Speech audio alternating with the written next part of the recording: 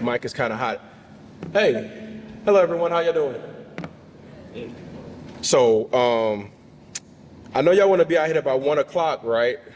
So, we're gonna see how we make this work. And, you know, I'm gonna show this thing called discipline today because me and podiums don't really get along.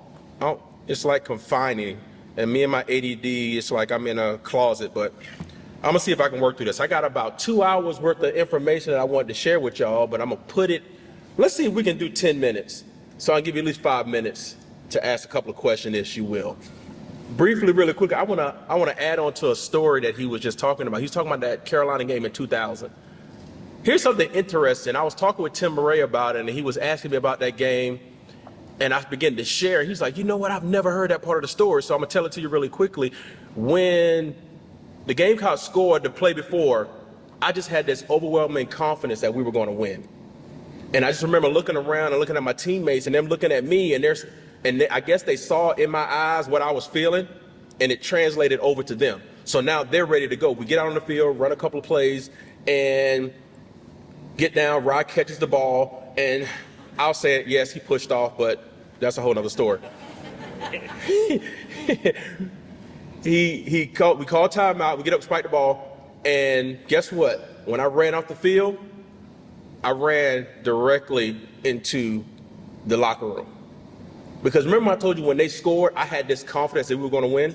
I already knew what was gonna happen, and I knew it was gonna be pandemonium, and I know people was gonna rush the field, I knew it was gonna be crazy, and sometimes I could be an introvert, so I didn't wanna be in all of that, so I was in the locker room. By the time everybody came into the locker room, I was dressed and ready to go.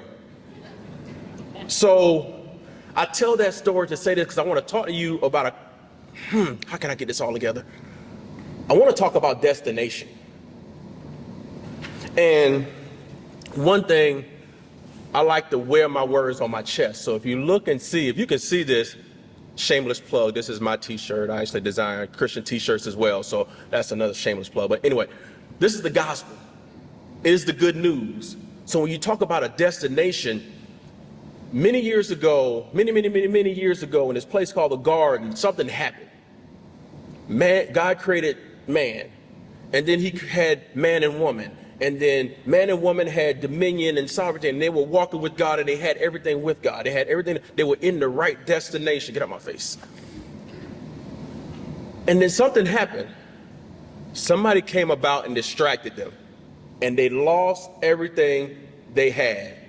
But in that moment, listen to me, in that moment when something bad happened, God came up with a plan to get us back to our original destination. So it would take a man, God, man, coming to earth, giving his life, dying, raising again, that's the gospel message. Amen. To bring us back to our destination. Because we all have a place in which we're going and where we would like to see ourselves. I don't normally do notes, but I really want to make sure I drive this home. So when you think about the word distraction, we know how Satan came and talked to them and said, hey, did God say? So now their focus is no longer on what God was saying. It's, oh, did he really say that? Let me start thinking. Now I'm starting to think differently. And when you start to think differently, you start to act differently. And that's exactly what they did. Their actions made them do something differently than what God has instructed them to do, and therefore they got in trouble and they got off track. So, here's the thing I want you to hear. The trajectory of your life is charted based on how you handle distractions. How many of y'all text and drive? I guess ain't nobody gonna fess up to that. Stop playing with me. You text and drive, you driving, but you know how dangerous that is?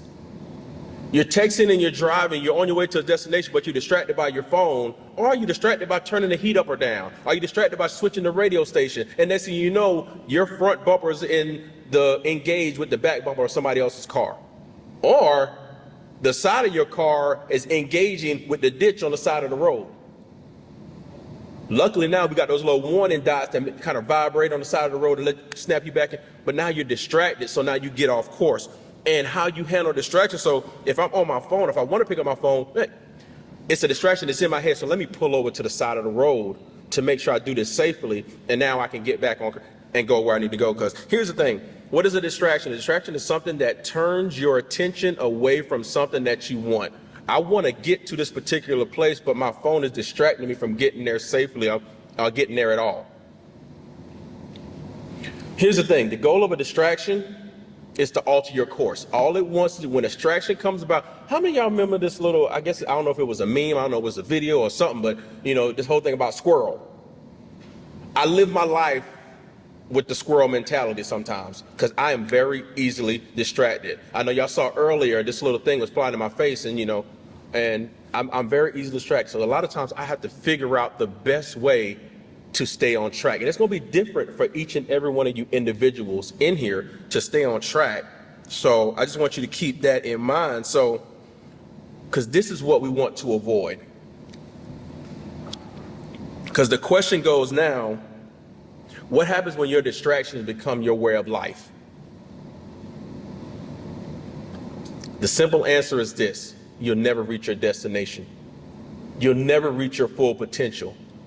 You'll never accomplish that God-given thing that you was put on this earth to accomplish. Because believe you me, when you were created, the Bible talks about before you were in your mother's womb, I knew you. The Bible talks about he knows the number of hair on your head or lack thereof. He knows it. And when he created you for a purpose, and he had a destination, because the Bible also talks about predestination. So essentially, he preordained you. So he went to the end of your life, established it, and then he started you on your journey.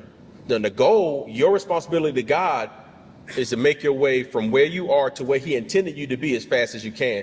And the more you're distracted, the more you allow distractions to become who you are, the longer it's going to take you to get to that point of destination, or, God forbid, you never make it there at all. So how do you not be distracted, and how do you make sure you reach your destination? It's focus. A simple word that has a whole lot of power.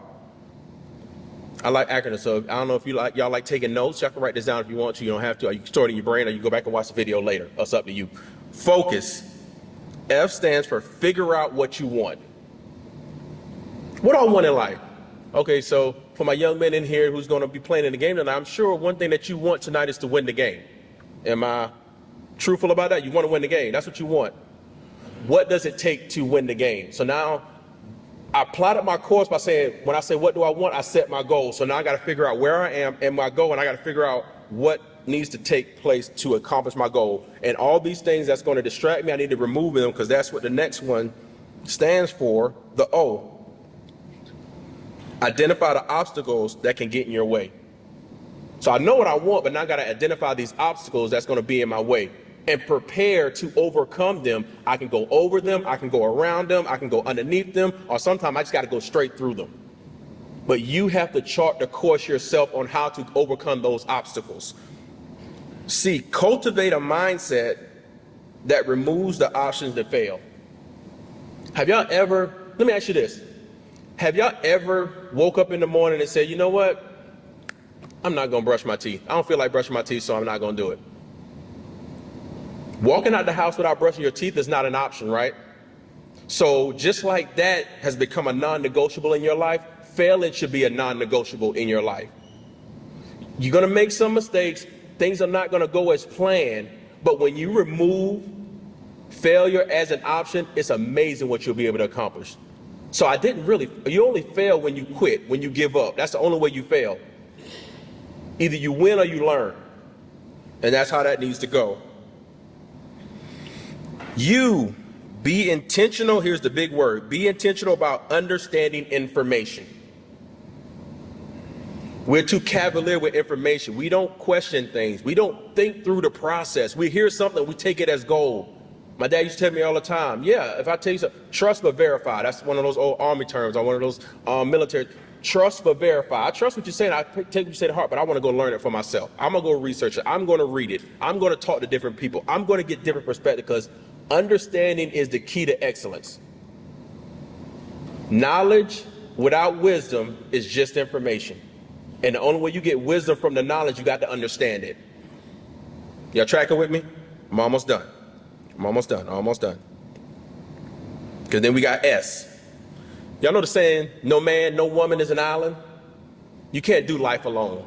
So with S, you need to seek out people that will hold you accountable to your greatness. So many times we'll get mad if someone calls us out on our mess. But those are the friends and those are the people, those are the parents, those are the relatives, those are the individuals you need in your life because they see value in you. They see greatness in you. They know what you're capable of, and they're not going to let you settle for nothing less. That's why I love coaches. Coaches standing around this room, and you see these individuals winning these awards because of the coaches that's pouring into them, of the teachers that are pouring into them, parents who are pouring into them. Seek out people that are going to hold you accountable. And if someone is not going in the direction of your destination and they're trying to distract you, guess what? Take your scissors, cut that string, and let them fall off. Like that phone. See, I tell you, I'm really, but that's it. That's it. That's the destination. And here's the thing. The end-all, be-all goal. I told you were created for a purpose on purpose. God knew you. He knows you. And he has something special for you.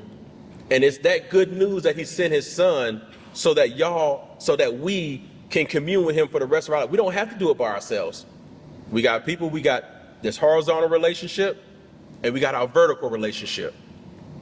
I don't think y'all caught that real quick. See, we got this horizontal relationship. No, let me stop. Let me back up. No, we have this vertical relationship, and we have this horizontal relationship. Vertical relationship with God, horizontal relationship with man. And guess who brought those things together? Jesus, when he stretched himself out on the cross. Cross has a vertical and a horizontal. So that's how it comes together, and that's Jesus, because he was the one who created it all. He's the one who gave it up for us all. So all we do, the most famous verse in the Bible, for God so loved the world, he gave his only begotten son. Everyone knows that verse, but here you look over this one word in there, it says gave. He loved so much he gave. He didn't give 50%. Jesus didn't die 75%. 100% of Jesus was on the cross, and 100% of Jesus died, and 100% of Jesus rose. So if you say you love him like he loved you, then you should give 100% of yourself to him. Not just in him, but in everything you do, not as unto man, but as unto God. Because that's the destination you want. Your end destination is to show God's glory through your works, through your actions, and through your